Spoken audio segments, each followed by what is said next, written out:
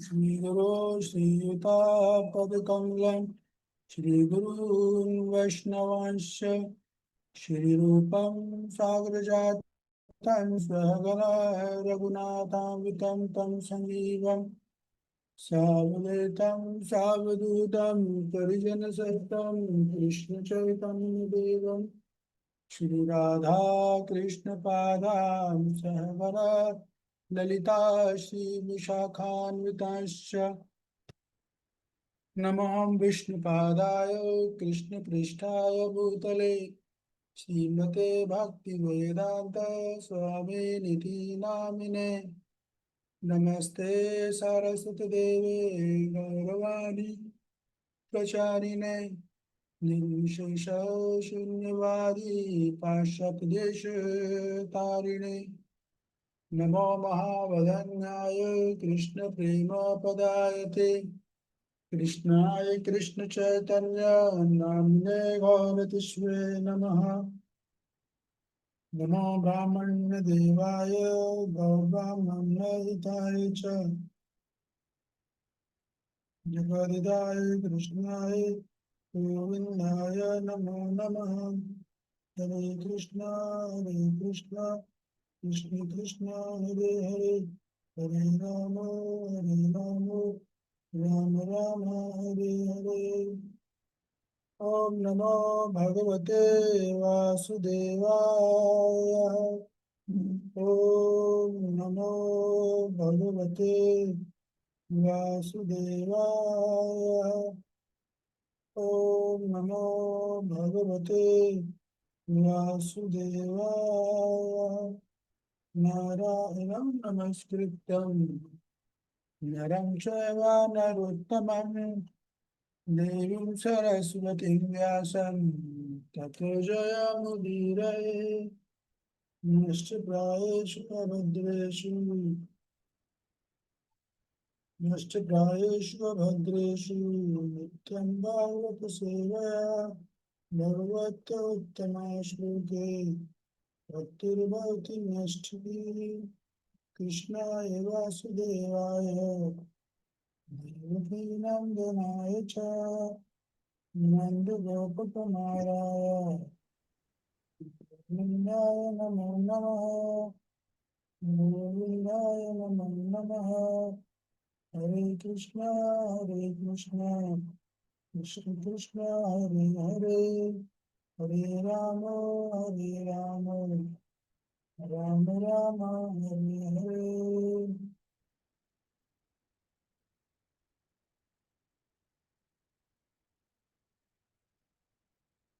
हरे कृष्णा। तो स्वागत है आप सभी लोगों का। हरे कृष्ण प्रभु। मेरे श्रीमद् भगवद गीता यथारूप सही भक्तों से निवेदन है कि वो वीडियो ऑन कर ले तो अच्छा है, जो जो करने की स्थिति में हो। घर में अपना वीडियो ऑफ करे रहता हूँ।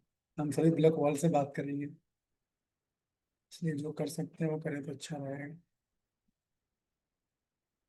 तो हम लोग चर्चा कर रहे थे अध्याय 7 पर, और हमें शुरू तक चर्चा करनी थी अभी किस प्रकार भगवान ने बताया था कि दिव्य ज्ञान है और इसको सुनो, कैसे श्रवण करना है, पहले श्लोक में बताया था, वो चर्चा हो गई थी। दूसरे श्लोक में चर्चा कर रही किस प्रकार है जो ज्ञान है, ज्ञान भी और विज्ञान दोनों है, उससे हमें डीप चर्चा करी थी। फिर किस प्रकार है ज्ञान है केवल सबके लिए नहीं है, मतलब है तो सबके लिए, लेकिन इसको कोई हजारों हजारों में कोई एक ही है जो वाकई में इस ज्ञान को समझ पाता है। फिर श्लोक क्रमांक 4 से चर्चा हुई भगवान की भौतिक प्रकृति की, पराशक्ति की चर्चा हुई, फिर अपराशक्ति की चर्चा हो गई। दो अपराशक्ति से यूनियां बनती हैं, उसका चीफ कौन है उसकी चर्चा हुई। पिछले क्रमांक 7 में चर्चा हुई किस प्रकार भगवान जो है दोनों योनियों के आ, सूत्रधार हैं और सब कुछ जो उन पर ही आश्रित है एकदम। और फिर भगवान अपनी भूति बताना चालू करी कि जिस प्रकार जल में रस में हूँ, सूर्य चंद्रमा का प्रकाश में हूँ, पृथ्वी की गंध में हूँ, प्रत्येक योनियों का बीज में हूँ, बलवानों का बल में हूँ। तो हम चर्चा कर चुके थे सारी की सारी विभूतियों की। और पिछली क्लास में, सोमवार को क्लास हुई थी हमारी, उसमें मैं चर्चा कर दी कि भगवान बताते हैं किस प्रकार ये सारा जगत जो है, जितनी भी योनियां हैं और चर वस्तुएं हैं वो भौतिक प्रकृति के 3 गुणों से प्रभावित है, और भगवान उनसे बिल्कुल भी प्रभावित नहीं। और फिर ये भी चर्चा होती किस प्रकार कि इस जगत के जो लोग हैं वो भगवान की लीलाओं को देखकर भ्रमित होते हैं। क्यों भ्रमित होते हैं वो चर्चा हुई थी। और फिर भगवान ने बताया किस प्रकार सारे लोग भ्रमित हैं, क्योंकि देवी ईशा गुणमयी मेरी जो माया है वो बहुत दुष्कर है उसको पार करना। उसकी चर्चा हमने करी थी, क्यों दुष्कर है, माया से क्या तात्पर्य है, वो सारी विस्तृत में चर्चा हो गई थी। अभी प्रश्न ये उठता है कि जब सारा संसार ही जो है माया से प्रभावित है कि नहीं, जब भगवान बोल रहे हैं भौतिक प्रकृति के 3 गुणों द्वारा प्रभावित है, तो फिर जब सारे जीव माया के वश में हैं तो भगवान की शरण क्यों नहीं ग्रहण करते? क्योंकि पिछले श्लोक में भगवान ने बोला था मामेव प्रपद्यन्ते, जो मेरी शरण ग्रहण करेगा वो माया से प्रभाव से मुक्त हो जाएगा। तो फिर लोग ग्रहण क्यों नहीं करते हैं? उसकी चर्चा हमारी आज से होने वाली है। तो पिछली क्लास की जो चर्चा हुई उससे कोई मतलब कोई बोलना चाहेगा उसके बाद पिछली कक्षा के बारे में? फिर हम आज की कक्षा चालू कर लेंगे। बोलिए अमित प्रभु। ये स्वरूप जी भक्ति विधान स्वामी स्वरूप आज की जय। प्रभु जी 7.12 में ये चर्चा हुई थी कि भगवान श्री कृष्ण ये बताते हैं कि भौतिक प्रगति का जो राज्य करते हैं वो भौतिक प्रगति माया देवी करती है, जो कि 3 गुणों से बनी हुई है, सतो रजो तथा तमोगुण। लेकिन इसमें 84 लाख को योनियों को भगवान श्री कृष्ण इनडायरेक्टली वे में कंट्रोल करते हैं। और भगवान श्री कृष्ण कभी भी तीनों गुणों से प्रभावित नहीं रहते, ना ही उनके अधीन है वो। लेकिन यहाँ पर ये एक क्वेश्चन था कि जो लोग ये दावा करते हैं कि मैं भगवान हूँ, मैं ये कर सकता हूँ, वो कर सकता हूँ, तो उनसे हमें ये प्रश्न पूछना चाहिए कभी वो मिलते हैं तो हमें कि आप जो रात को दिन, दिन को रात कर सकते हैं, करके दिखाओ। तो ये आप हम उनसे क्वेश्चन पुट अप कर सकते हैं। और 7.13 में ये चर्चा हुई थी कि मोहिताम नबी जानती, कि लोग कलयुग में भगवान को स्वीकार क्यों नहीं कर पाते हैं। तो 3 गुणों से प्रभावित होते हैं, सतो रजो तथा तमो गुण से। और और 14 में ये चर्चा हुई थी प्रभु जी कि माया से बचने का केवल एक ही तरीका है, अनन्य भक्ति। अनन्य भक्ति का मतलब है कि साधु गुरु और शास्त्र के अनुसार अपने जीवन को ढाला जाए। लेकिन माया हमारी परीक्षा लेगी। क्यों लेगी? क्योंकि वो हमारा सरेंडर देखेगी कृष्णा की। जैसे जैसे हम भक्ति में ग्रोथ करेंगे तो माया उसी प्रकार से हमारी परीक्षा भी लेती जाएगी। और आपने एक चीज और बताई थी यहाँ पर, विश्वनाथ चक्रवर्ती ठाकुर ये भी कहते हैं जब तक जीव के अंदर अहंकार होगा तब तक वे भगवान श्री कृष्ण की अच्छे से भक्ति नहीं कर पाएंगे। और एक इसमें ये आपने उदाहरण दिया था कि रावण को उसकी माया ही ने उसको मार दिया था। और एक हमारे लिए प्रैक्टिकल एप्लीकेशन है कि हमें किसी वस्तु के प्रति या किसी व्यक्ति के प्रति मोह उत्पन्न हो जाए तो हमें ये समझ लेना चाहिए कि वो माया के प्रभाव में है। और इससे बचने का और हमें हमेशा भक्तों के प्रति अटैचमेंट्स और साधु गुरु कृष्ण भक्तों के प्रति अटैचमेंट और फिर इससे बचने का एक और तरीका है कि नोट्स पढ़ो, जपा करो। और और देवी शक्ति क्या है इसमें ये भी बताया था। देवी शक्ति का अर्थ ये है ऐसी शक्ति जो जो जीव को संसार में बांधती है। और देवी को रस्सी भी बोला गया है। तो इसमें ये तीनों श्लोक में थोड़ा सा समराइज किया है प्रभु जी। बहुत अच्छा, बढ़िया बताया आपने। लगता है वाकई में क्लास के बाद पढ़ते हो, वैसे ही पढ़ना चाहिए। क्लास खत्म होने के बाद जब भी थोड़ा समय मिलेगा, देखो समय सबके पास है, अगर निकलना चाहो तो निकाल सकते हो। इस बात रुचि की है, बस रुचि की है, गंभीरता की है। वो तो क्लास के तुरंत बाद आप जो नोट्स बनाए उनको एक बार गो थ्रू कर लिया, पढ़ लिया, तो फिर जो है एकदम समझ में आ जाता है। यस हनुमान प्रेक्षक प्रभु। हरे कृष्ण प्रभु जी, दंडवत प्रणाम। बहुत प्रणाम। प्रभु जी 7.13 में आपने बताए थे कि जो है सारा संसार 3 गुणों से मोहग्रस्त है। जब तक मतलब कोई भी अगर 3 गुणों से ग्रसित है, मोहग्रस्त है, तब तक जो कृष्ण त्रिगुणातीत है तो उनको जान नहीं सकते हैं। तो उससे ऊपर ही उठना पड़ेगा। उसके लिए हमें गुरु के मार्गदर्शन में भक्ति करनी पड़ेगी, और वो भी निरंतर करनी पड़ेगी। और जो है अनन्य भक्ति क्या हो करनी गया, है। आवाज नहीं आ रहा आपका? बाकी लोग को आवाज आ रही है क्या? यस प्रभु जी आ रही है। अ, जी प्रभु जी, आ रही है प्रभु जी।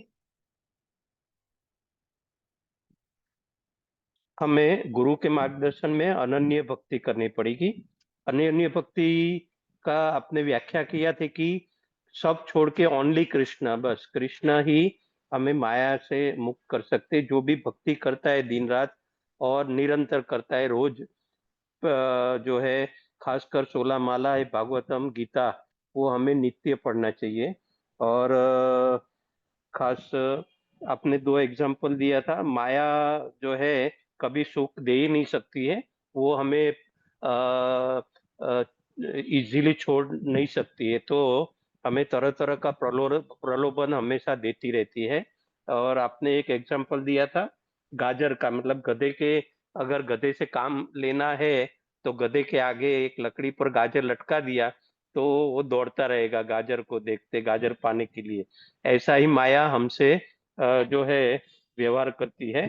तो और आपने एक कठपुतलियों का भी खेल का एक एग्जांपल दिया था कि कठपुतलियां जैसे कोई आदमी 3 जो है धागे बांधकर उसको नचाती रहती है, ऐसे माया हमें नचाती रहती है। और चातुर्वर्ण जो है गुण कर्म पर आधारित है, जन्म पर नहीं है। और एक नई बात सुनने मिली थी कि हम तो 4 वर्ण ही समझ रहे थे, पर आपने ये बताया था कि शूद्र से भी नीचे और बहुत सारी कैटेगरी भी है। ये कुछ नया जानकारी मिली थी। और माया वो भी एक दैवी शक्ति है और उसको पार कर पाना बहुत कठिन है। और जो है अगर जितनी भक्ति बढ़ेगी तो उतनी परीक्षा भी हमारी बढ़ेगी। भगवान या माया हमारी परीक्षा लेती है। तो जब तक जीव में एक तो खास अहंकार है, तब तक जीव माया को पार नहीं कर पाता है। और भगवान और हमें पूरा भक्ति में लग जाना चाहिए। भगवान और भक्त के और भक्ति के रिलेटेड हो ऐसी ही चीजों में हमें जो है ये चीजें ही हमें माया से बचा सकती है। और प्रतिदिन उसके लिए महामंत्र जाप है, सत्संग है, भजन कीर्तन है, मंगला आरती है, गीता भागवतम का शास्त्र हमें पढ़ना चाहिए। और खासकर ये हम इसलिए माया में भी फंसते हैं कि हम हर एक जीव का जो है एक रहता है कि वो भगवान से अलग रहकर भोग करना चाहता है। तो भगवान तभी हर एक जीव को माया रूपी खिलौना पकड़ा देते हैं और उससे हम माया में रचे पचे रहते हैं। खासकर ये भौतिक प्रकृति को दैवी प्रकृति क्यों कहा गया है, ये इसके बारे में भी आपने बताया था कि इसका जो चालन है वो दैवी इच्छा से ही होता है, उससे इसीलिए उसको दैवी प्रकृति कहा गया है। और वो माया जो है वो हर एक जीव को फंसाने में बहुत एक्सपर्ट है, कहीं न कहीं से वो फंसा सकती है। और एक वानप्रस्थाश्रम का बताया था कि वानप्रस्थाश्रम मतलब बिल्कुल सब हमें संसार छोड़ के चले जाते हैं सिर्फ भक्ति के लिए, तो उसी को हम वानप्रस्थाश्रम जो है कह सकते हैं। और आपने एक एग्जांपल विश्वामित्र का भी दिया था। विश्वामित्र जो है पहले इंद्र ने है तो विश्वामित्र को काम से हराया था, उसके बाद दूसरी बार जब एक अप्सरा गई तो उसके ऊपर क्रोध करके पतन हुआ था, और तीसरी बार अहंकार से पतन हुआ। तो इसके ऊपर से हमें सीखना चाहिए कि अगर विश्वामित्री जैसे बहुत बड़े ज्ञानी तपस्वी जो है वो भी अगर फंस सकते हैं, तो भगवान फिर उन्होंने गाइडेंस दिया विश्वामित्री को, तो तभी वो महान रुचि है वो भक्ति में लगे और वो मुक्त हो पाए। और मतलब हमें भक्ति में है वही जीतता है जो कछुए की चाल चलता है, नित्य भक्ति करता है। ये प्रभु जी खास बताया था। हरे कृष्ण।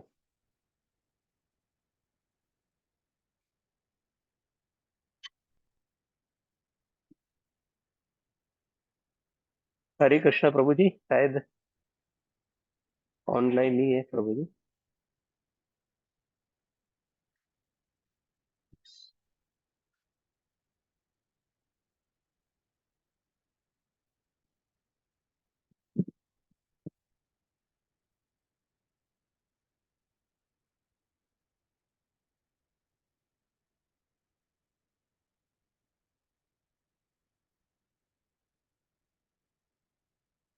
शायद हमें प्रभु जी का वेट करना पड़ेगा, वो ऑफलाइन दिख रहा है, कुछ नेट इश्यू होगा। Yes, प्रभु।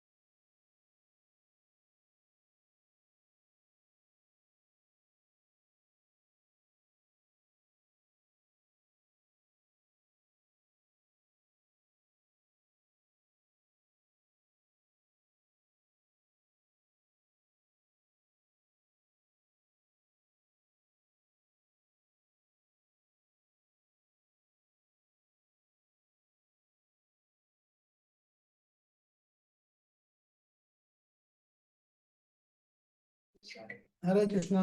सॉरी, एक कॉल गया था, उसमें व्यस्त हो गया था। ठीक है, तो आपका बहुत बहुत धन्यवाद। हम चालू करेंगे श्लोक क्रमांक 14 से। देखिए, श्लोक बड़ा महत्वपूर्ण आने वाला है, श्लोक बड़ा महत्वपूर्ण है, तो हम आराम से चलेंगे और आराम से चर्चा होगी, ठीक है ना। तो जैसे मैंने बताया कि पिछले श्लोक में भगवान ने बताया था कि भाई सारे लोग मैं प्रभावित है, मेरी माया एक बहुत दैत्य है और माया मेरे नियंत्रण में रहती है।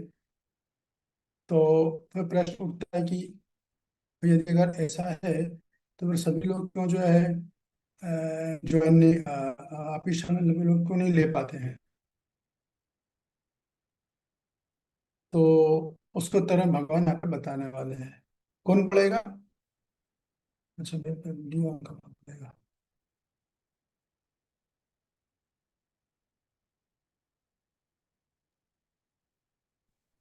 दिख रहा है आप लोगों को? स्क्रीन पे दिख रहा है क्या? नहीं स्क्रीन पे प्रभु तो जी। भगवत गीता है। अच्छा, एक मिनट रुकिए, मैं देखता हूँ फिर क्या बात हुई। अभी तो था पे, अभी चला गया। तो लोग लाइन में मीटिंग में है, अभी समझ में आया। ये हो गई बात। अच्छा, क्यों नहीं दिख रहा है? भगवत गीता है आप लोगों के पास? यस यस प्रभु प्रभु जी। जी। जी प्रभु जी। है? जी मेरे पास भी है। प्रभु जी। आवाज।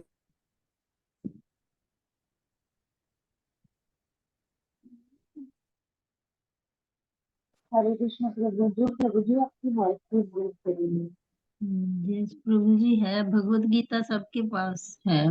आज थोड़ा सा उसका इशू चल रहा है, नेट का, समझ रहे हैं आप लोग। अभी इतना सा नेट का इशू है, बार बार आ रहा और जा रहा है। ठीक है, 15 श्लोक पढ़िए माता जी। हरे कृष्णा हाँ, प्रभु जी। हाँ, मैं पढ़ूं? यश। हाँ, पढ़िए, 15 श्लोक में पढ़ता हूँ, आप अनुवाद पढ़िए। प्रणाम। नमाम दुष्टतनो मूला प्रपदन्ते नराधमा माया प्रहृतिजाना आश्रिन भावमाश्रिता। जो निपट मूर्ख हैं, जो मनुष्यों में अधम हैं, जिनका ज्ञान माया द्वारा हर लिया गया है, तथा जो असुरों की नास्तिक प्रकृति को धारण करने वाले हैं, ऐसे दुष्ट मेरी शरण ग्रहण नहीं करते। तो देखिए, जब ये बात आई कि भगवान आप बोल रहे हो सारी सृष्टि जो जीव माया से परेशान है, तो कोई बोलेगा भगवान अगर ये माया से परेशान है और आप खुद बोलते हो कि मेरी शरण ग्रहण करोगे तो माया से मुक्त हो जाओगे, तो फिर लोग आपकी शरण क्यों नहीं ग्रहण करते हैं? तो उसको उत्तर में भगवान ने पहले बताया 4 लोग हैं। ठीक है, ये 4 तरह के लोग हैं जो मेरी शरण कभी ग्रहण नहीं करते। तो देखिए, श्लोक में शब्द है दुष्कृतिना। ठीक है ना। एक होता है कृतिना, कृतिना का मतलब होता है कि पुण्यात्मा, अर्थात जो जब उनको मानव शरीर मिलता है, जो अच्छे कार्य करते हैं, पुण्य कार्य करते हैं, उनको बोलते हैं कृति। और यह दुष्कृतना का मतलब है ये बुरे कार्य करते हैं, गलत कार्य करते हैं। गलत कार्य करने से क्या मतलब है, इसको अच्छे से समझ लो पहले आप। गलत करने से मतलब ये है कि वे लोग जो कि शास्त्र के नियमों के विरुद्ध कार्य करते हैं, उनको बोला जाता है दुष्कृतना। तो जो लोग शास्त्र के विरुद्ध अपना जीवन जीते हैं, शास्त्र के विरुद्ध अपने कार्य करते हैं, शास्त्र की आज्ञा का पालन नहीं करते हैं, उनको भगवान बोलते हैं कि ये दुष्कृतना है। ठीक है, दुष्ट प्रवृत्ति के लोग हैं, क्योंकि शास्त्रीय आज्ञा का पालन नहीं कर रहे हैं। तो कोई व्यक्ति कितना अच्छा क्यों ना हो दुनिया की नजर में, अपनी खुद की नजर में, संसार की नजर में, लेकिन यदि अगर वो शास्त्र की आज्ञा का पालन नहीं कर रहा है तो वो दुष्ट है, भगवान की नजर में दुष्टात्मा है वो। ये बात है। तो अब वो कौन कितने तरह के लोग हैं, तो 4 तरह के लोग बता रहे हैं भगवान। मूढ़ा नंबर 1, इसको नोट कर लो आप। इसका विस्तृत चर्चा करने वाले हैं, आराम से करेंगे, शायद कल का सेशन भी इसी पे लगाएंगे, डीप में लेके जाऊंगा मैं आप लोगों को। मूढ़ा, दूसरा नराधमा, तीसरा माया अपराध ज्ञाना, और चौथीरा आसुरी भाव। ये 4 तरह का जो लोग हैं इनको भगवान दुष्ट बोल रहे हैं। दुष्ट कितना है कि 4 तरह के लोग कभी भी मेरी शरण ग्रहण नहीं करते। ठीक है, तो पहले आप दुष्टना समझ जाओ। दुष्टना का मतलब है कि वो लोग जो शास्त्र के अनुसार अपना जीवन नहीं जीते, शास्त्र की आज्ञा के विरुद्ध अपना जीवन जीते हैं लोग, उनकी बात हुई है। तो मूर्ख सबसे पहले का मूढ़ा, देखो श्लोक में दिख रहा है मूढ़ा। तो मूढ़ा किसको बोला जाता है, तो मूढ़ा की देखो हर आचार्यों ने अलग अलग परिभाषा दी है। रूपा जी ने अलग बोला है, विश्वनाथ चक्रवर्तीपाद ने मूढ़ किसे कहते हैं अलग बोला है, बल्ले विद्याभूषण ने मूढ़ किसे कहते हैं अलग बोला है। ठीक है, तो हम सबसे पहले जो है, बड़ा लंबा तात्पर्य है इसमें लिखा है रूपा जी ने, लेकिन मैं आपको पहले ही सब कुछ समझा दूंगा, तो आप लोगों को फिर दिक्कत नहीं आएगी, शायद बाद में पढ़ोगे भी या समझोगे तो भी। तो मूढ़ा किसको बोलते हैं, तो प्रभुपाद जी के अनुसार मूढ़ वो व्यक्ति बोला जाता है कि जो गधे की तरह जीवन जीता है। ठीक है, गधे की तरह जीवन जीने का अर्थ यह है कि इस दुनिया में अधिकतर लोग ऐसे ही हैं जो क्या सोच रहे हैं कि देखो भाई, ये जीवन जो मिला है ये केवल 4 काम के लिए मिला है। खूब अथक परिश्रम करो, खूब दिन रात कमाओ, पैसा कमाओ, उसके बाद फिर उस पैसे से 4 कार्य करना है। बढ़िया से बढ़िया भोजन, मखमली बिस्तर में सो, निंद्रा, अच्छे अच्छे आसन में सो, भय, अपना धन जो कमाया है उस भय से सुरक्षा करने के लिए उपाय निकालो, कैमरा लगाओ, सिक्योरिटी गार्ड को बुलाओ, ब्लैक बुल रखो, वगैरह वगैरह। और फिर मैथुन, खूब मैथुन करो, सेक्स लाइफ करो। तो ये 4 तरह के जो लोग हैं जो इस भावना में जीवन जीते हैं, उनको बोला जाता है मूर्ख, मूढ़ है ये लोग। क्योंकि ये लोग ये नहीं समझते कि जीवन का वास्तविक लक्ष्य है क्या, जीवन का वास्तविक लक्ष्य क्या है, इसको वो नहीं समझ रहे। वे बस सांसारिक गतिविधियों में उलझे रहते हैं, और उनको आत्म साक्षात्कार क्या होता है, भगवत साक्षात्कार क्या है, भगवत भक्ति का क्या महत्व है, इन्हें सूझता भी नहीं, घुसता भी नहीं उनके दिमाग में। इसलिए लोग मूढ़ हैं। क्यों मूढ़ हैं, क्योंकि देखिए मूढ़ की तुलना प्रभुपाद जी ने की है गधे से। तो गधा क्या सोचता है कि अगर मुझे मेरा मालिक, अगर मैं काम नहीं करूंगा, तो जो मालिक होता है गधे का वो क्या करता है कि हम्म, उससे खूब काम करवाता है। जैसे पहले गांव में होगा तो गांव से उसको जो है अ, एक तालाब में लेके जाएगा, तालाब में खूब सारे कपड़े लेके जाएगा, फिर पहाड़ पे चढ़ेगा, उतारेगा, फिर झील पे जाएगा, वहां कपड़े धोएगा, तब तक ये गधा थोड़ी बहुत घास खाएगा। जब कपड़े धुल जाएंगे तो फिर वो जो गधे का मालिक है, क्या बोलते हैं गधे के मालिक को, सब वर्ड है ना, गधा चलाने वाले को क्या बोलते हैं, तो वो उन कपड़ों को फिर गधे के पीठ पर टांगेगा, गधा फिर पहाड़ चढ़ेगा, और फिर वापस जाएगा, फिर गांव में घर पे रख के आएगा, फिर दिन में 3 और 4 चक्कर लगे। धोबी, धोबी धोबी, बोलते हाँ हैं। धोबी। तो गधा का इतनी मेहनत इसलिए कर रहा है, वो सोचो सुबह से लेकर रात तक, गधा का सोचता है कि अगर मैं इतना काम नहीं करूंगा तो मेरा जो मालिक है, जो धोबी है, वो मुझे भोजन नहीं देगा, मैं घास नहीं खाता हूँ। ये उसकी मानसिकता होती है। तो उस गधे को ये बुद्धि नहीं होती कि अरे भाई तेरे सामने मोहल्ले में एक गधा और भी है, वो किसी की गुलामी नहीं कर रहा है, और वो आराम से खुले मैदान में घास चर रहा है और खा रहा है। लेकिन तुम इतने मूर्ख हो, तुम क्या सोच रहे हो कि इतना काम अगर नहीं करूंगा, 20 घंटे 22 घंटे काम नहीं करूंगा और मालिक की गालियां नहीं सुनूंगा तो मुझे घास खाने को नहीं। तुम गधे, ऐसी दुनिया वाले ये सोच रहे हैं कि अगर मैं भी 12-18 घंटे काम नहीं करूंगा तो मेरा घर नहीं चल पाएगा, मेरे बीवी बच्चे भूखे मर जाएंगे, मैं हूँ इस घर परिवार को चलाने वाला, मेरी वजह से मेरी बीवी का पेट पल रहा है, मेरे बच्चों का पेट पल रहा है, मेरे परिवार के अन्य सदस्य उनका पेट पल रहा है। तो लोग ऐसी मानसिकता रखते हैं कि मैं नहीं रहूंगा तो ये सब भूखे मर जाएंगे। सब यह सोचते हैं। तो वो सब मूर्ख लोग हैं। उस व्यक्ति को इतनी बुद्धि नहीं है कि अरे भाई, जो पत्नी है, जो बच्चे हैं, तुम्हारे अन्य परिजन है, माता पिता हैं, वो सब अपना भाग्य लेकर खुद आए, तो उनको उनके भाग्य का जरूर मिलेगा, भले तो कुछ करो या ना करो।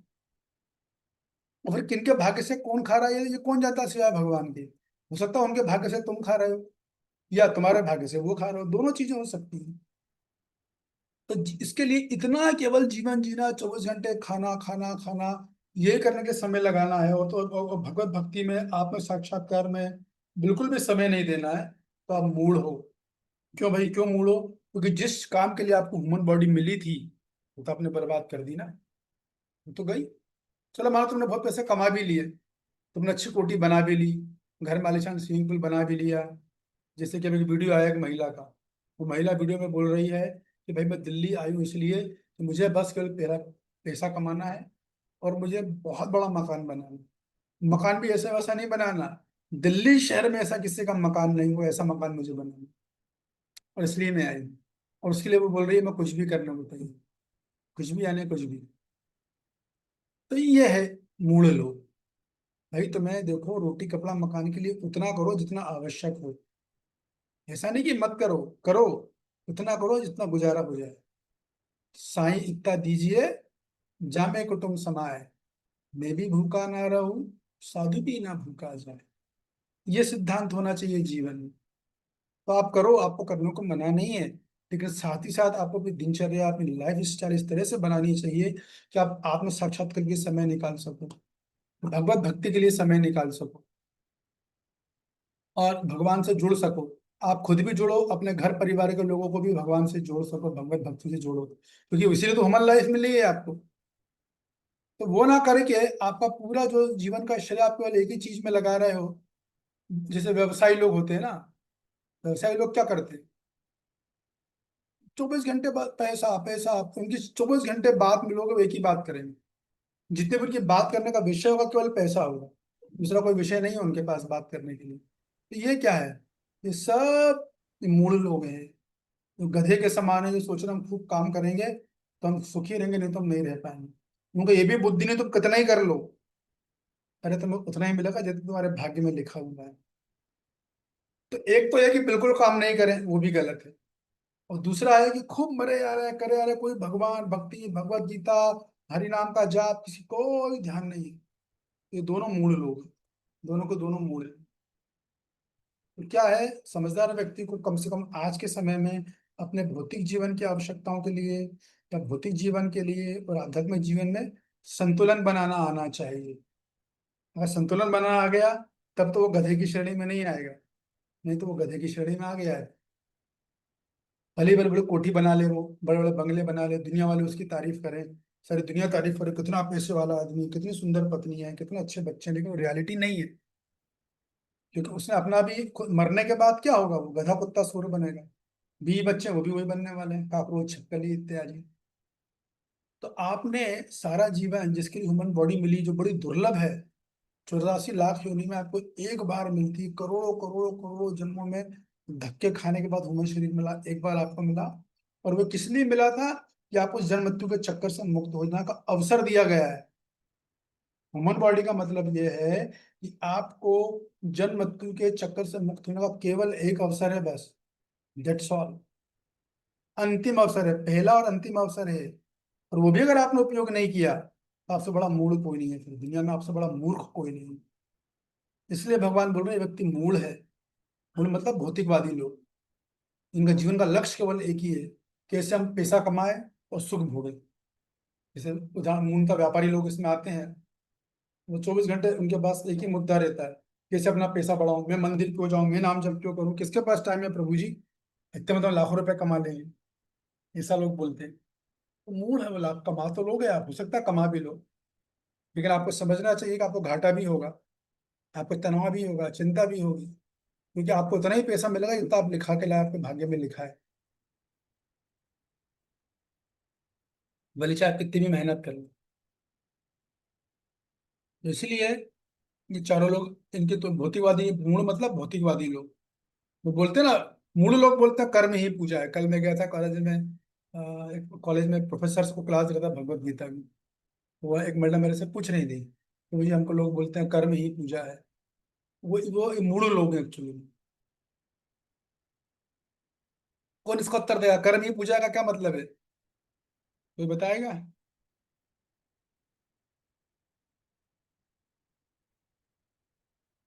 हाँ, कर्म पूजा है अवश्य, लेकिन कौन सा कर्म पूजा है वो भी देखना पड़ेगा। या सुनीता जी बताइए। हरे कृष्ण प्रभु जी, सादर प्रणाम।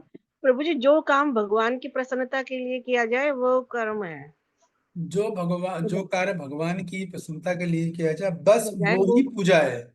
वही पूजा है। हाँ, जो काम खुद के सुख के लिए, अपने इंद्रिय भोग के लिए किया जाए वो पूजा नहीं, वो पाप है।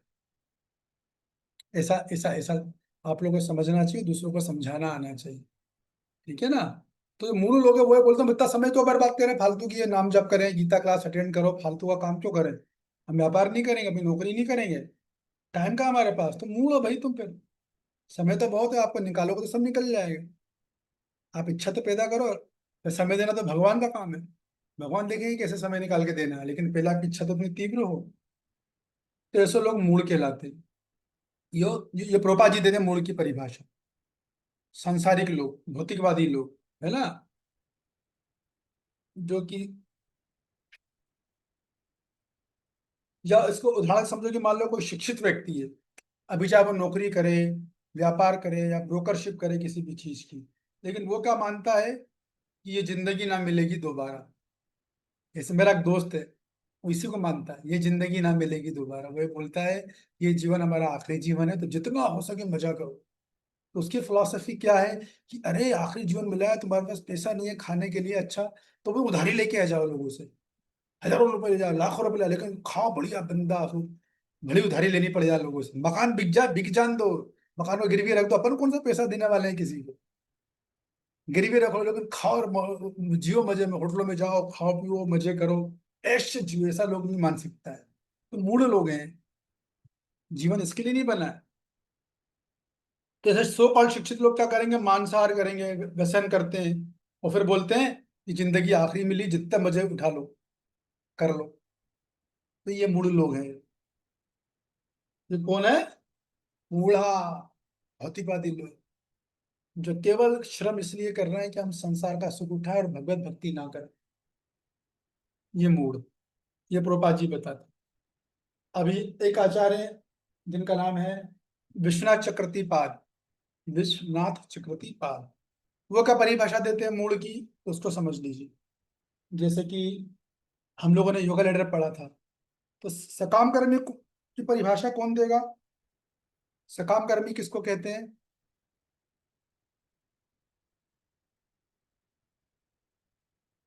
बताना है ना, सब लोगों को बताना आना चाहिए भाई, सबको कितना पढ़ाया है मैंने, जम के पढ़ाया है, भूल गए क्या?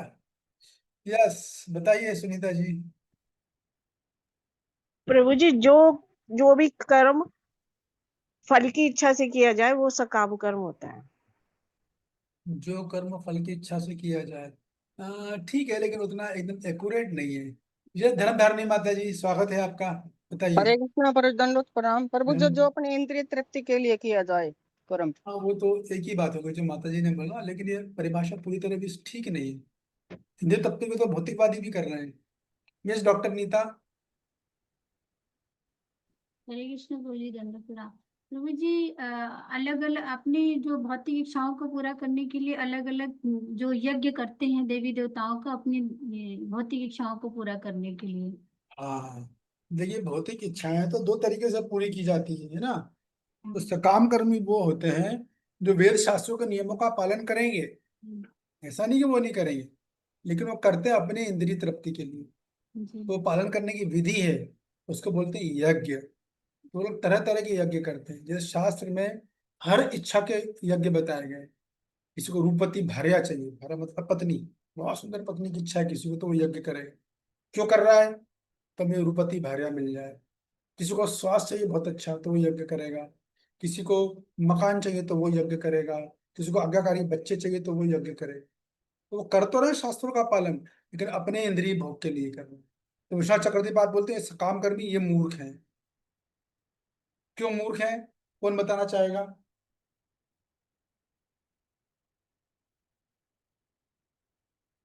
काम कर्मी को क्यों मूर्ख बोल रहे हैं? सोचो जरा। या सदानंद योगिनी माता जी। हरे कृष्ण प्रभु जी, सादर दंडवत प्रणाम। हम्म। बात कीजिए प्रभु जी। इसलिए कह रहे होंगे कि भाई सकाम कर्मी जो मतलब अपने इस भौतिक जीवन के लिए हम प्रार्थनाएं करते हैं, यज्ञ करते हैं, वो करेंगे और वो फिर इसी जीवन के साथ ही हमारे खत्म भी हो जाएंगे, तो उनका कोई लाभ तो है नहीं है। तो खत्म हो गई तो फिर क्या होगा?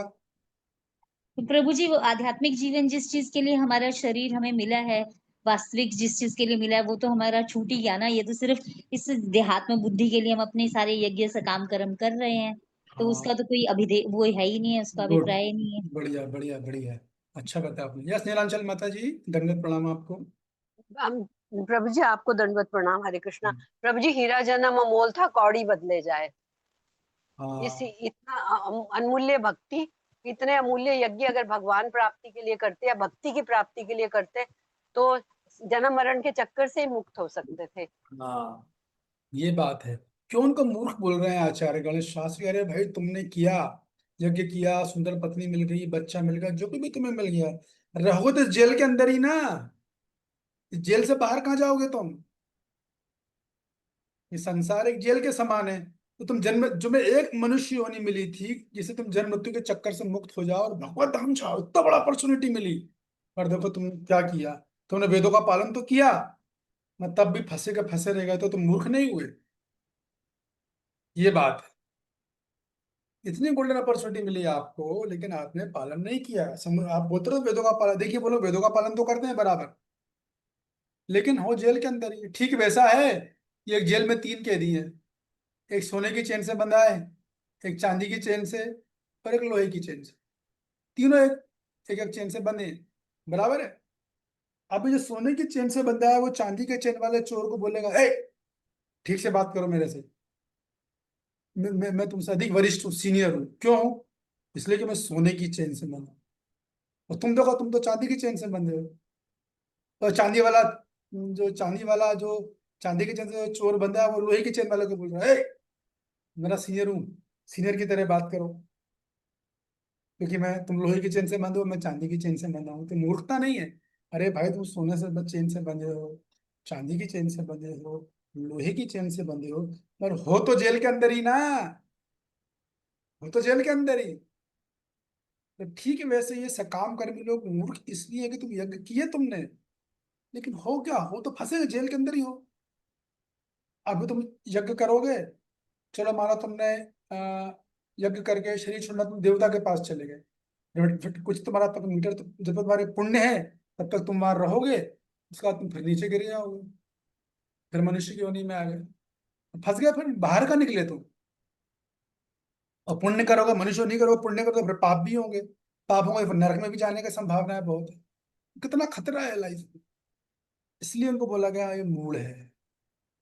तो शिला प्रभुपाद जी बोलते हैं मूड यानी भौतिकवादी, और विश्वनाथ चक्रवर्ती पाद बोलते हैं मूड यानी सकाम कर्मी, जो केवल इंद्रिय भोग के लिए कर्म करते हैं। वेद शास्त्र मानते हैं, लेकिन अपने इंद्रिय भोग के लिए, कि जीते जी भी भोग करेंगे और मरने के बाद स्वर्ग में जाके भोग करेंगे। इसलिए इस बात को। और बलदेव विद्याभूषण तीसरी बात बोलते हैं। वो क्या बोलते हैं? वो मूल किसको बोल रहे हैं श्लोक में?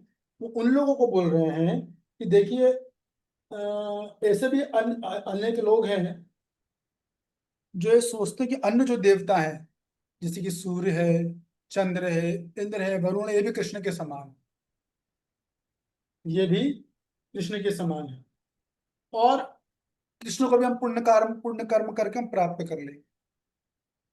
जैसे पुण्य कर्म करके देव लोग जाते हैं देवताओं के, वैसे हम भगवत लोग भी चले जाए। तो ये भी मूड है। अरे भगवान को पुण्य कर्म से प्राप्त नहीं किया जा सकता। पुण्य कर्म से तुम संसार में ही बंधे रहोगे। पुनरपि जननम पुनरपि मरणम यह संसार है बड़े दुस्तार है। घूमते रहोगे स्वर्ग से धरती, धरती से निम्न लोकों में। तुम भी मूड़ी हो। एक जन्म मिला, एक लाइफ मिली थी, तुमने ये मान लिया कि देव देवता की पूजा करके भी कृष्ण के धाम चले जाएंगे। नहीं जा सकते कभी। गीता में भगवान बोलते ना, यान्ति देवव्रता देवान प्रति नियान्ति पुत्रव्रता भूतानि यान्ति भूतेजा यान्ति मध्या जिनोपि मां। कि जो देवता की पूजा करेंगे वो देवलोक जाएंगे, जो पितरों की पूजा करेंगे पितरलोक जाएंगे, जो भूतों की पूजा करेंगे भूतों के लोग जाएंगे। लेकिन जो मेरी पूजा करेंगे केवल वही मेरे लोक आएगा, बाकी नहीं आ पाएंगे। तो मूर्ख है लोग ऐसी धारणा रखते हैं ऐसे लोग। और इतना ही नहीं, ऐसे भी लोग हैं जो क्या मानते हैं कि कृष्ण को एक साधारण जीव मानते हैं, भगवान नहीं मानते। दसवत महापुरुष मान लेते, चलो महापुरुष है। लेकिन जब आप बोलते हो महापुरुष हैं तो इसका मतलब क्या है? इसका मतलब ये है कि वो लोग ये सोचते हैं, अगर आपने कृष्ण को महापुरुष में गिन दिया तो इसका मतलब ये है कि कृष्ण भी भौतिक प्रकृति के कर्मों के नियम के अंतर्गत आ गए। तो कृष्ण कभी क्या कर्मों के नियम से बंधे हैं क्या? कभी नहीं बंधे। इसका मतलब भगवान बोल रहा है जन्म कर्म च में दिव्य। मेरे जन्म कर्म दोनों दिव्य है भाई, मैं नहीं बंधा। तो बल्ले विद्याभूषण ऐसे लोगों को बोलते हैं जो कृष्ण को सामान्य जीव मानते हैं, या सोचते हैं कि देवी देवता की पूजा करो तो भी कृष्ण के लोग चले आओ। ये भी मूर्ख लोग। इतने सारे ने मूल की परिभाषा पढ़ी, रूपा जी की परिभाषा पढ़ ली, विश्वनाथ चक्रवर्तीपाद की परिभाषा चढ़ ली, और जो है बल्ले विद्याभूषण की परिभाषा पढ़ी कि मूल किसको बोलते हैं। तो ये लोग जो है मेरी शरण नहीं ग्रहण करते, ये भगवान ने बोल दिया। ठीक है, अभी मैंने जो बताया इसमें किसी का कोई प्रश्न है, किसी को कुछ पूछना है, समझना है?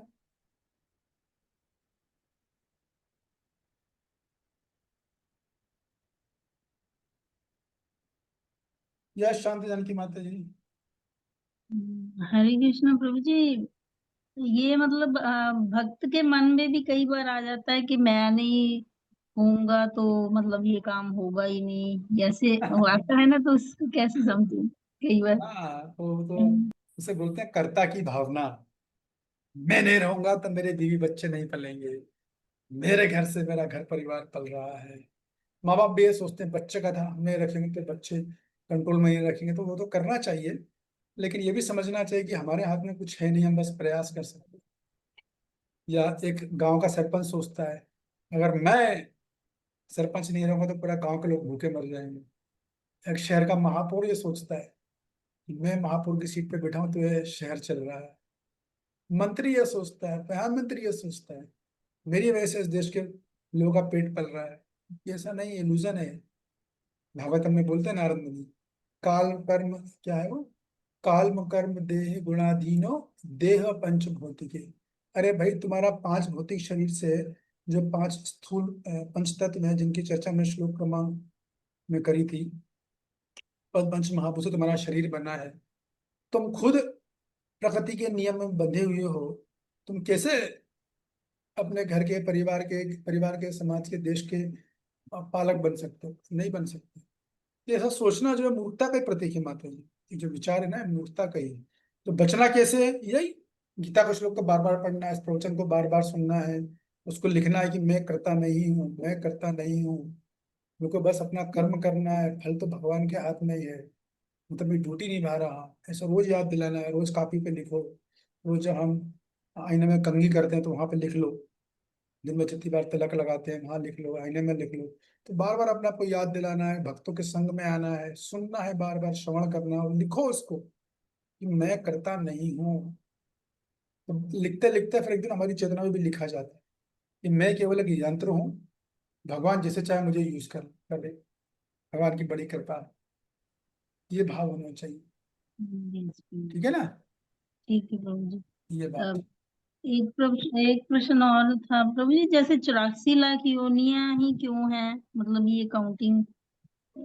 अच्छा, हाँ, कि मतलब 84 लाख की क्यों है, हाँ 85 जी। लाख हो जाती है, 83 लाख हो जाती है ना? हाँ हाँ हाँ, ये आपका अच्छा प्रश्न है। देखो माता, ये जो यूनियन बनाई गई ना, ये जीव की इच्छा के हिसाब से बनाई गई। 84 लाख ड्रेस बनी है ना, इसमें कॉकरोच भी है, छिपकली भी है। आप में से किसी को कॉकरोच बहुत पसंद होगा, उसको छिपकली बड़ी बड़ी अच्छी लगती होगी। तो क्या होता है कि जीव अधिक से अधिक इच्छा अगर करेगा तो 84 लाख इच्छाओं से ज्यादा नहीं करेगा। तो शास्त्र पूरा कैलकुलेशन लगा रखा है। तो चूंकि जीव के अंदर सारी इच्छाएं मान लो तो कुल मिलाकर 84 लाख इच्छाएं होती हैं। तो 84 लाख इच्छाओं की पूर्ति के लिए 84 लाख कपड़े दे दिए गए, 84 लाख योनियां दे दी गई कि जाओ भैया अपनी इच्छा को पूरी करो। अब क्या कर सकते हैं, इनको नहीं सुधरना है तो करो, ये बात। ठीक है। थैंक यू प्रभु जी। हरे कृष्ण। Yes doctor Neeta. हरे कृष्ण प्रभु जी। जैसे प्रभु जी अभी आपने बताया कि जो कर्म ही पूजा है, तो ये जो आज के भौतिकवादी लोग कहते हैं, कभी कभी ऐसा होता है ना कि जैसे स्त्रियों के लिए भी लोग ये प्रवचन देते हैं कि घर का काम और घर के लोगों के सदस्यों की सेवा ही स्त्री की मेन पूजा है, और उसको नहीं बहुत समझा, ज्यादा, फिर से बोलिए, क्या घर के काम? जैसे स्त्रियों के लिए कहा जाता है कि घर के मेंबर्स को प्रसन्न करो, अपने काम से घर के काम करो और घर में सब लोग खुश रहें, वही स्त्री की पूजा होती है। और मतलब उनको बहुत ज्यादा शास्त्रों के उन सब चीजों में अध्ययन में या पूजा पाठ में नहीं पढ़ना चाहिए। तो कौन सी बात सही है? अरे ये आप कैसा प्रश्न पूछ रहे हैं? इसका उत्तर तो आपको पता होना चाहिए, पता नहीं, है तो आपको कभी ऑलरेडी। कभी मतलब ये होता है, भ्रम हो जाता है ना, इसीलिए मैं पूछ रही अच्छा, हूँ। नहीं नहीं, भ्रम वाली कोई बात ही नहीं। देखो, कोई भी कर्म जो भगवान से संबंधित नहीं है, भगवान की प्रसन्नता के लिए नहीं किया जा रहा है, तो वो पूजा थोड़ी कहलाए। पूजा मतलब हर वो कार्य जो भगवान की प्रसन्नता के लिए किया जाए, वो पूजा है। तो मान लो कोई गृहिणी है और वो पति की खूब सेवा कर रही है, बच्चों की खूब सेवा कर रही है, लेकिन वो भगवान कृष्ण के भजन नहीं करती है, तो पूजा में कभी नहीं आने वाला, कभी नहीं आया। हाँ, लेकिन जब वो वैष्णवी बनती है, भगवान की भक्त बनती है, तो उस चीज को समझती है कि मुझे पूजा भी करनी है, साथ में घर का भी ध्यान रखना है, जो मेरे घर में मेरे हाउस होल्ड ड्यूटीज हैं। तो इस समझदार जो वैष्णवी होती है वो संतुलन बना लेती है। जैसे मेरे नाम जप का है, ये मेरी पूजा का है, ये मेरे श्रवण का है, जैसे मेरा घर के लिए, घर के परिवार के बच्चों के लिए, पति के लिए, वो भी मेरी पूजा है। अगर वो भगवान की सेवा कर रही है और इनका भी ध्यान रख रही है या प्रयास कर रही है, देखो परफेक्ट तो कोई नहीं मिलेगा, ऊंच नीच हमेशा रहेगी, 19-20 अगर वो जरूरी है हमारे लिए, ताकि हमें कर्ता की भावना नहीं आए। तो हमें विनम्र बनाने के लिए भगवान ऐसा करते हैं। ये भगवान को हमारा भक्त बनने से अधिक महत्वपूर्ण है कि हम विनम्र भक्त बने। भगवान के दिमाग में एक ही चीज चलती है बस, और कुछ नहीं चलता। तो कहीं कर्ता का भावना आ जाए तो उसमें दिक्कतें तो आती रहेंगी हमेशा, टाइम टाइम पर वो दिक्कतें सुलझती भी रहेंगी, फिर आती रहेंगी, फिर सुलझती रहेंगी। लेकिन यदि मान लीजिए कोई भक्ति भी अच्छे से करती हो, घर का भी अच्छे से चला रही है, वाह, सलाम है ऐसी वैष्णवी को जो बढ़िया घर से मैनेज कर ले। ये बात है। तो हाँ, पति पति बच्चों की सेवा करना पूजा है, लेकिन कब? जब आप भगवान की भी सेवा कर रहे हो तब, नहीं तो नहीं है फिर वो। ठीक है कि नहीं? जी। वैसे भी जो है किसी भी गृहिणी को हम सभी चीजों में संतुलन बनाना आना चाहिए। वो होता है, कठिन तो होता है, लेकिन आना चाहिए बनाना। नीलांचल माता, यस नीलांचल माता जी। हरे कृष्ण प्रभु जी, आपको प्रणाम सादर। प्रभु जी, जो गृहिणी भोग बना के प्रसाद खिलाएगी तो बच्चों का भी उद्धार होगा, वो भी भक्ति में लगेंगे, पति भी। लेकिन अगर हमने अच्छा सा बहुत अच्छा भोजन बनाया, पति की पसंद का, बच्चों की पसंद का, और बिना भोग लगाए या उसमें कुछ ऐसी वस्तुएं डाल दी जो नहीं खाने, भक्ष्य हैं, तो वो चाहे कितनी भी अच्छी गृहिणी हो ना प्रभु जी, फिर उसका ऐसा हाँ, भाव आया मेरे वो तो मन। कितनी भी अच्छी गृहिणी हो, लेकिन वो पूजा में थोड़ी आएगा उसका काम। हाँ जी, कितना भी। कि वो ऐसा नहीं सोच रही है कि भाई हमारा जो ह्यूमन लाइफ मुझे मिली है, उसका उपयोग मुझे अपने उद्धार के लिए भी करना है, मेरे परिवार वालों के लिए भी करना है। तो अगर भोग बिना भोग लगाए खिला रही है, तो पूजा में नहीं आएगा। कैसे? जो तभी आएगा जब वो भगवान को भोग लगा के सब घर परिवार वालों को खिलाएगी, है कि नहीं? तब वो कर्म पूजा है, नहीं तो वो कर्म पाप है एक्चुअली, वो पूजा नहीं है। ये बात है। तो गृहिणी है अगर घर में, तो स्वाभाविक है कि उसे अपने जीवन को इससे बनाना होगा कि वो खुद भी भगवान से जुड़े और घर के सदस्यों को जोड़ने का प्रयास करें, लेकिन दबाव ना डाले बहुत ज्यादा। हाँ, एक हद तक आप बोलो, नहीं सुनते हैं तो चुपचाप प्रयास, प्रसाद खिलाते रहो, प्रसाद खिलाते रहो, खिलाते रहो। तो कृष्णा फिर आपसे कोई क्वेश्चन नहीं पूछने वाले कल को कि तुमने अपना कर्तव्य क्यों नहीं किया। आप अपना कर्तव्य कीजिए, बाकी फिर भगवान अपना कर्तव्य कर देंगे समय देखकर। लेकिन आप भगवान की निगाह में आपकी माइनस मार्किंग नहीं होगी, आपने अपना कर्तव्य कर्म पूरा किया। तो ये बात सब पे लागू है, पति पे भी लागू है, छात्र पे, शिक्षक पे, स्टूडेंट पे, हर जगह लागू है कि हमें अपना धर्म अवश्य निभाना चाहिए। भले ही सामने वाला सहयोग करे या ना करे, हम अपना धर्म निभा के हम बचे हुए हैं। ये धर्म धारणी माता जी। हरे कृष्णा प्रभु जी, दंडवत प्रणाम प्रभु जी। जी प्रभु जी, जैसे अभी आपने बहुत सुंदर बताया हमें कि प्रभु जी ये जो हमें जो हम कर्ता मानते हैं अपने आप को, तो शायद ये मनुष्य योनि में ही हम कर्ता मान बैठते हैं, शायद और योनियों में तो ऐसा नहीं होगा। क्या बताइए, क्या बोले आपने? हम कर्ता मानते हैं अपने आप को?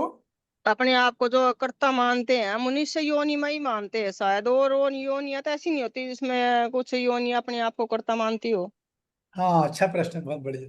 देखिए, अन्य जो योनियां होती हैं वो तो प्रोग्रामिंग की तरह फिक्स्ड होती है। जैसे शेर है, अभी शेर कभी नहीं सुनोगे आप घास खाएगा, क्योंकि फ्रेम्ड है, सब प्रोग्राम किया गया, उसके ऊपर ट्रेनिंग दी गई, तेरे को मांस ही खाना है, तो उसे घास में कोई रुचि नहीं है। गाय है, गाय कभी मांस नहीं खाएगी, गाय हमेशा घास ही खाएगी। तो बाकी उनका प्रोग्राम्ड होती हैं, उनमें करता, उनको इतनी बुद्धि कहाँ है करता हूँ कि नहीं हूँ। उनको तो जैसा ट्रेन कर दिएगा, इस शरीर में क्या खाना है, चार चीजें सिखा दी जाती है: आहार, निंद्रा, भय और मैथुन। बस इसकी ट्रेनिंग उनको ऊपर मिल जाती है, फिर नीचे आकर शरीर मिल जाता है। तो उनमें कर्ता का प्रश्न नहीं उठता। कर्ता का प्रश्न तो कहाँ उठता है? जहाँ भी बुद्धि होती है। तो बुद्धि मनुष्य योनि में दी गई है, विवेक की कि क्या सही है, क्या गलत है, क्या खाना है, क्या नहीं खाना है, कौन सा कर्म पाप है, कौन सा कर्म पुण्य है, क्या भक्ति है, क्या भक्ति नहीं है। तो कर्ता की भावना मनुष्य योनि में आती है, अन्य योनि में नहीं होती। अच्छा प्रश्न पूछा आप। तो जब तक हम अपने आप को कर्ता मानते रहेंगे तभी तक हमें इस जन्म मृत्यु के चक्कर से नहीं छूट पाएंगे।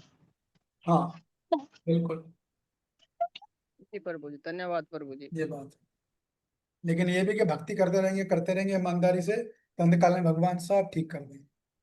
अंतकाल में जो भी त्रुटियां है ना, मरने के जस्ट एक सेकंड के 100वें हिस्से पहले, अब सोच लो आप, अगर सारा जीवन में मैंने ईमानदारी से अपना धर्म निभाया, ईमानदारी से भक्ति करी है, हम अपना कर्तव्य बराबर कर रहे हैं, तकलीफ है तो भी कर रहे हैं, आखिरी समय में भगवान पूरा खेल कर दे। बस शर्त है कि हमें लगातार कर, हमें हाथ पाथ बैठने दे रहे, बेकार है, भक्ति नहीं होगी मुझसे, ये मेरी बात सुनता ही नहीं है, ये सुनता ही नहीं है, क्या फायदा। नहीं, हम अपना धर्म निभाना है, हमको अपना धर्म निभाना है, हमको अपना धर्म निभाना है, चाहे जो हो जाए। तो फिर अंतकाल में हमारी विजय है। ठीक है, प्रभु जी, देखो। हमारा कर्म है इनको बोलना कि आप भगवान की सेवा करें, नहीं करो तो फिर हम अपना जीवन बर्बाद थोड़ी करेंगे, हम फिर हम उनसे पीछे हट जाना चाहिए अगर वे नहीं कर पाए तो। हाँ, लेकिन हमारे मन में उनके प्रति कभी नेगेटिव भावना नहीं होनी चाहिए ना। मन में ये भावना होनी चाहिए कि आज नहीं तो कल ये भक्त जरूर बनेंगे। ठीक है, मैं नहीं बना पा रही हूँ, लेकिन ये भक्त जरूर बनेंगे, भगवान बना देंगे, किसी और के माध्यम से बनाएंगे, ऐसा हमें सोचना चाहिए। जी प्रभु जी, बहुत सुंदर समझाया प्रभु जी, अगर आपने धन्यवाद। नेगेटिव फीलिंग रख दी, अरे ये बनेगा ही नहीं, इसको बोलने से कोई फायदा नहीं है, मोटी बुद्धि का है, इसको बोलो ये देख 10 सुनाईता है, इसको बोलना ही नहीं, ये साला ऐसा ही है, तो फिर हमारे भक्ति में बाधा आ जाएगी। हमेशा ये सोचना चाहिए बनेगा, मेरे में कुछ कमी रही होगी कि ये नहीं बनता, मेरे बनेगा। भगवान देखेंगे किससे मिलाना, हो सकता है किसी एक बार एक मिनट मुझसे बड़ा अच्छा भक्त बन जाए, और ऐसा इतिहास है। एक मिनट वेश्या ने बनाया है भक्त, एक वेश्या ने भक्त बनाया था, क्या नाम है वेश्या का, नाम बताओ। वेश्या ने भक्त बनाया था, नाम याद नहीं आ रहा मेरे को। तो बन जाते हैं, ऐसा नहीं है। तो हमें हमें पॉजिटिव फीलिंग रखनी है, खासतौर पर फैमिली मेंबर के प्रति। ये अच्छा प्रश्न है, कभी नेगेटिव फीलिंग नहीं रखनी चाहिए, नहीं तो फिर हमारी भक्ति में बाधा है। ये होना चाहिए, हम अपना प्रयास किए भगवान, अब आप देख लो, मेरी तो खूब इच्छा है कि ये भक्त बने, मैं चाहती हूँ मेरे से अच्छे भक्त बने, मेरी तो ऐसी इच्छा है। ऐसा भगवान को रोज प्रार्थना करनी चाहिए, फिर देखो आप, अपने आप चमत्कार होगा। ये बहुत अच्छा पॉइंट है, घर वाले मेंबर इसलिए भी नहीं बनते कि जो भक्त लोग हैं, तो जो दूसरे फैमिली मेंबरों के बारे में नकारात्मक विचार रख लेते हैं, ये बाधा बन जाती है, ये बाधा बन जाता है। हमेशा पॉजिटिव सोचो, बनेगा, बनेगा। ठीक है, हमसे नहीं बनना, कोई और बनाएगा, भगवान आप व्यवस्था करना किससे बने, हमें तो मतलब बनने से है, हम थोड़ी ना मेरे से ही बने। अरे भाई, बनना है, किसी से ही बन जा बस। है कि नहीं? जी प्रभु जी, बहुत सुंदर बताया प्रभु जी आपने, धन्यवाद आपका। धन्यवाद। आपका प्रश्न इतना अच्छा था तो हमारे मुंह से निकल गया। और किसी का कुछ? प्रभु जी, भगवान का ये दिया हुआ था कोई विचार, मेरे अंदर इतनी योग्यता नहीं है। धन्यवाद, धन्यवाद माता जी। और कुछ प्रियंका जी, कुछ प्रश्न है आपका? हरे कृष्णा प्रभु जी, प्रभु जी आपने बहुत ही सारा क्लियर कर दिया जो माता जी ने पूछा, मैं भी मैं पूछना चाह रही थी। अब मैं ये पूछना चाह रही थी, जैसे वो हमसे बहस करते हैं कि कृष्ण तो ये थे, कृष्ण वो थे, लड़कियों के साथ ये मतलब घूमते रहते थे और घर घर में वो माखन चुराते रहते थे, तो मतलब वो हमें बहस करना चाहिए, वो तो ये कहते थे क्यों करते हैं, फिर हम एक्सप्लेन करते हैं तो ये कहते हैं हाँ तू नहीं तो देखा तुझे ऐसे, तो तो हमें मतलब आपका बहस प्रश्न, करनी चाहिए या आवाज छोड़ देना आपकी मुझे चाहिए। स्पष्ट नहीं, आपकी आवाज स्पष्ट क्लियर नहीं आ नहीं रही, किसी को है सुनाई आ रही है क्या? प्रभु जी, आवाज क्लियर नहीं है। हाँ, आवाज बोलते क्लियर हैं। नहीं है। आप थोड़ा माइक को जो है ना, आपका ईयरफोन लगा के बोल रहे हो, कैसे बोल रहे हो, थोड़ा दूर रख के बोलिए। प्रश्न जी क्या जी है? जी जी, हरे कृष्ण प्रभु जी, सादर प्रणाम। हाँ जैसे जी माता साहब। जी ने पूछा वो मुझे मतलब सारा मुझे मतलब समझ में आ गया। अब मुझे ये पूछना था, जैसे मतलब फैमिली में या कहीं भी जैसे बहस हो जाती है कि कृष्ण तो ये थे, छलिया थे, वो मतलब लड़कियों नहीं के नहीं नहीं, साथ आपकी आवाज घूमते रहते। आवाज स्पष्ट नहीं आ रही प्रियंका, आवाज क्लियर बिल्कुल नहीं आ रही, सुने नहीं पा रहे।